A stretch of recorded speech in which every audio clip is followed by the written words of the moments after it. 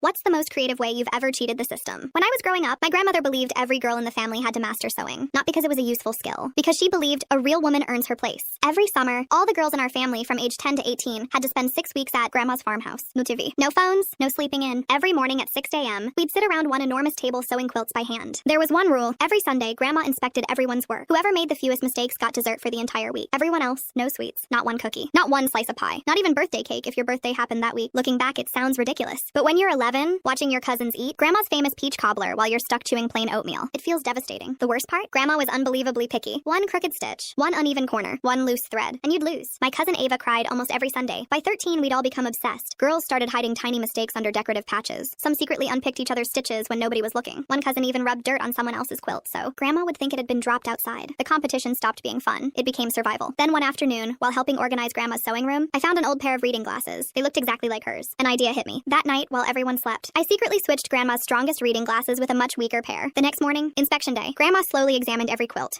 Beautiful work. She kept smiling. One by one, every single quilt passed. Not one correction. Not one complaint. For the first time ever, every girl at the table got dessert. We couldn't believe it. The following week, I did it again. Another perfect inspection. Another week of cookies. Soon, all 12 cousins were eating dessert together every night. The house completely changed. Instead of sabotaging each other, we started helping, teaching younger cousins, sharing techniques, laughing again. It was honestly the happiest summer we'd ever had. Everything worked until grandma went to her eye doctor. A few days later, she came home carrying a brand new prescription. That Sunday, she put on her new glasses, looked down at the quilts, then looked back up at us. Something wasn't right. She inspected my quilt again, then my cousins, then another. Finally, she asked, "Since when did all of you suddenly become experts?" Nobody answered. She smiled. "Oh, I see." The next morning, every girl's suitcase was searched before breakfast. Grandma thought someone was using sewing templates. She never found the glasses, but she knew something had happened. I thought I was doomed. Instead, that evening, she quietly knocked on my bedroom door. She held up the old reading glasses. "I found these behind the washing machine." I froze. "You switched them." It wasn't a question. I nodded, waiting to be punished. Instead, she started laughing. Not a little laugh.